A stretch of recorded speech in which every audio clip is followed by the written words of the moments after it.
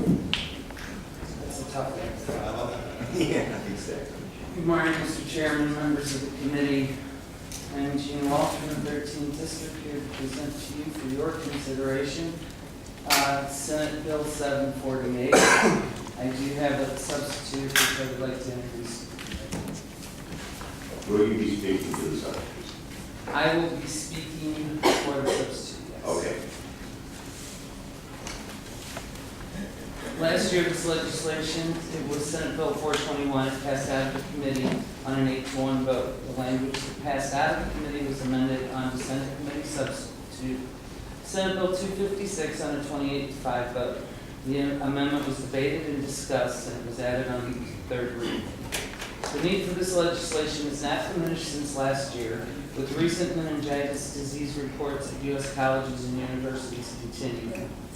I have several examples. In May of 2012, we lost a student at St. Louis University, and more recently, May through November, there was an outbreak in 2013 at Princeton University where 8 students came down with this disease. We have a broad coalition here today to support our bill, but I will go over the changes in the sub in its current form for the committee's consideration.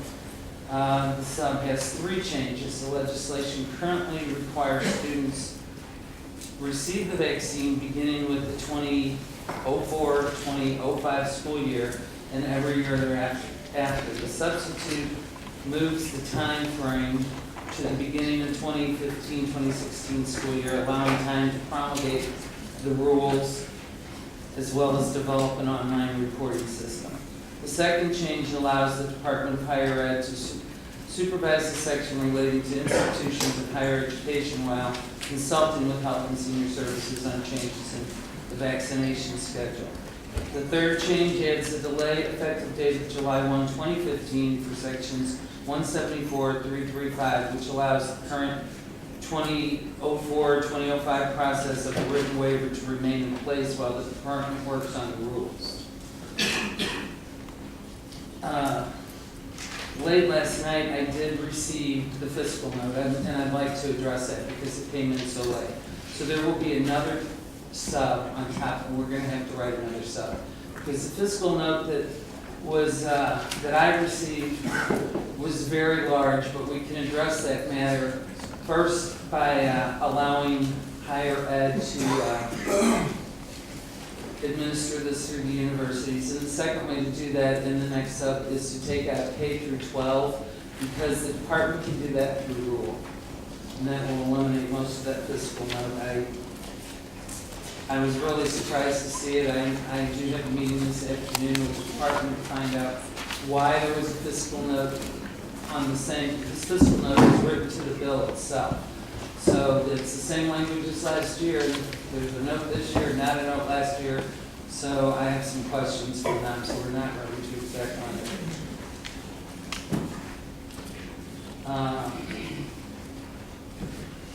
And if there's no questions, I guess we'll bring folks up to testify.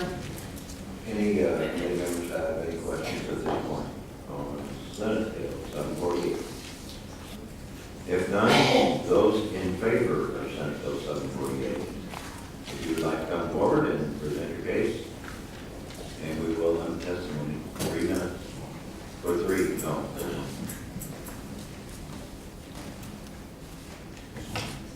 We don't have our act together to do the case. Do you have someone? I have a list. I for sure. Okay.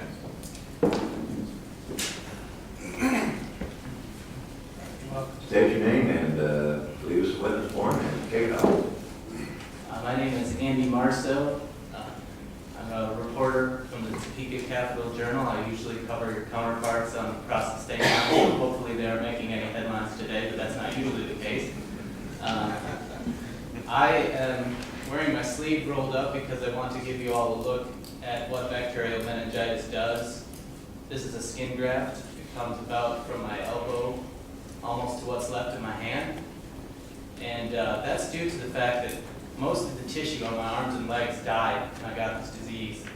And I went through months of burn treatments in which doctors scraped and cut away the skin of my arms and legs until I bled. because at that point they knew they'd reached living tissue. You have my written testimony, so I'm not going to touch too much on that. There's also 270 pages in this book that I wrote about it. And it took 270 pages because the book is called Worth the Pain.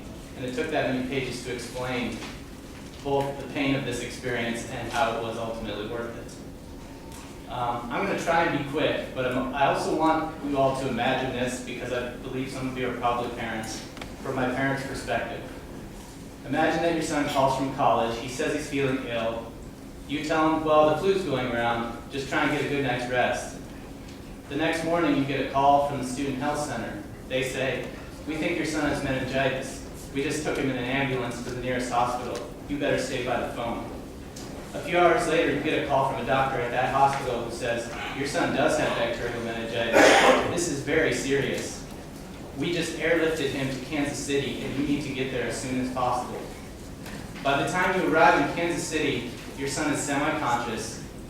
His body is swollen to twice its normal size. His arms and legs have turned purple. A doctor takes you into a side room and says, we can't give you any guarantee that he will survive this. And even if he does, he is almost certain to lose parts of all 4 of his limbs. You tell the doctor, look, I can't process that. What are the chances that, he'll be fine and he'll be able to come home in a few weeks? And the doctor tells you, I put the chances of that at about 2 or 3%. Over the next 3 months, you watch as your son goes through these burn treatments. He has his flesh scraped away. He sees his fingers and toes rot while still attached to his body. You are there at his bedside when he wakes up from surgeries to amputate his fingers and toes, and have to explain to him that life is still going to be good, even though you're not sure yourself. You pack up your entire family from Minnesota, you move down to Kansas City because your son will need 1 year of physical and occupational therapy simply to live on his own again. You're there for him throughout that whole process because you don't know what else to do. You watch as he struggles with questions like, will I ever be able to get married? Will I ever be comfortable showing my face in public again? Will I ever be comfortable with the way my body looks now? Now imagine that you have to explain to that son that all of that could have been prevented with a simple shot. How could you do that? That's all I have for you today. I'll stay for questions at the appropriate time. Okay, any committee members have any questions of this question? Senator Jones? I just want to sincerely thank you for being You're quite welcome. Very impressive individual and very moving testimony. We wish you all the best. Thank you, sir. Anyone else in favor of Senate Bill 748?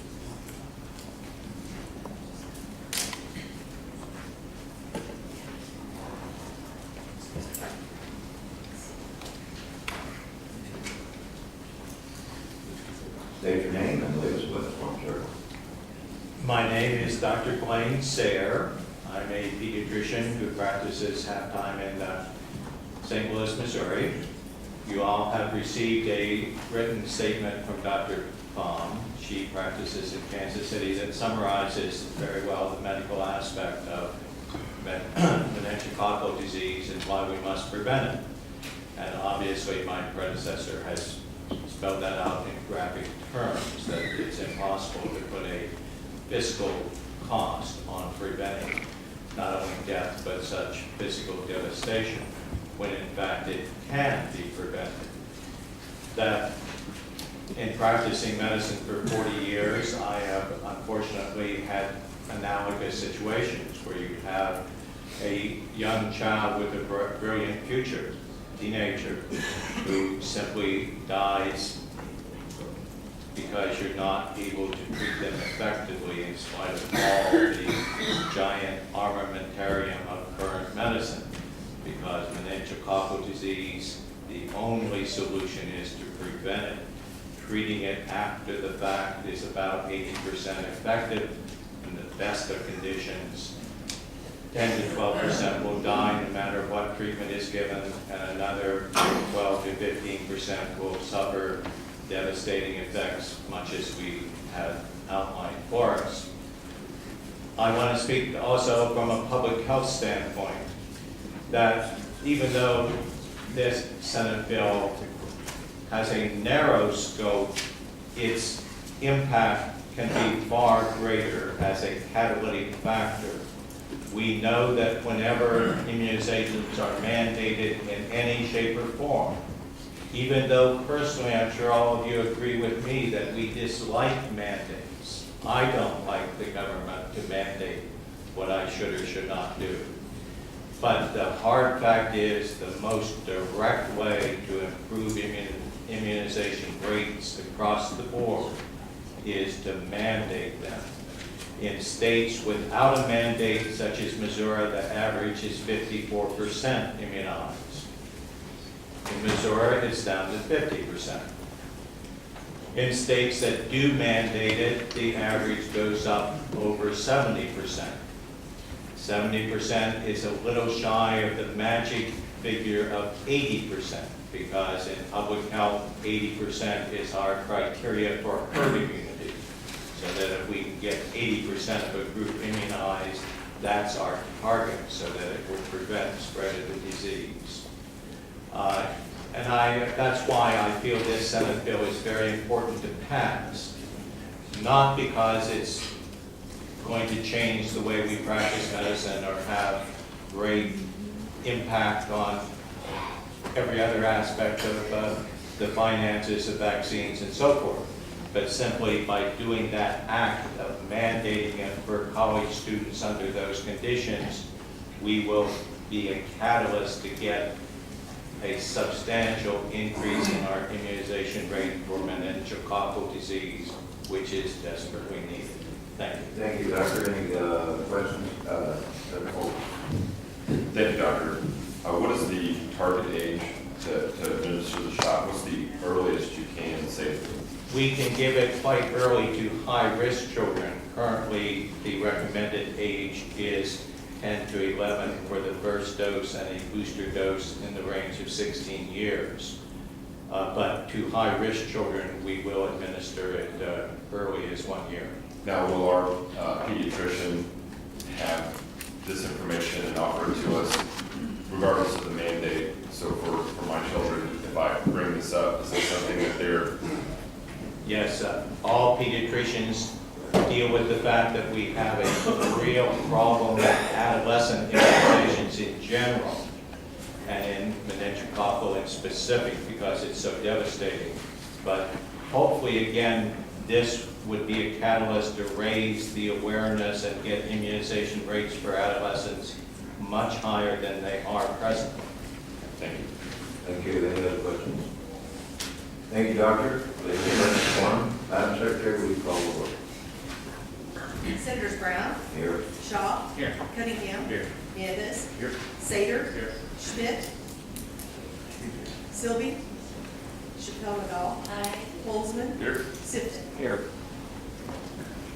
Any other witnesses in favor of Senate Bill 748?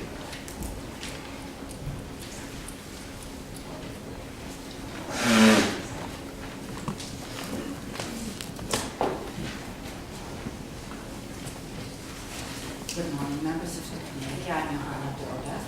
I'm the Executive Director for the American Academy of Pediatrics in Missouri, and we are in support of this bill. Thank you very much. Thank you. Any questions of this witness? Other witnesses in favor? Good morning, members of the committee. Brad Bates with Missouri Association of Osteopathic Physicians. We'd like to go on record in support of this bill. Be happy to answer any questions. Any questions of this one? Thank you. Any other witnesses in favor of Senate Bill 748? Any witnesses against Senate Bill 748? Anyone for informational purposes only? Thanks, Senator. Do you have some wrap-up you'd like to do? Senator, Mr. Chairman, I just like to thank Andy Marceau for coming out today. Andy's one of the lucky ones. You know, we don't always take care of our health, and I'm one of the 30% that with the children from 6th grade were talking about before. I don't often take care of my health, but I do know that one child is one child too many, and if we could pass this into law and take care of our children, we're doing good. And I thank you for your consideration. Thank you. Devastating disease, and we do have an answer. We just have to educate and get it going. Thanks. At this point,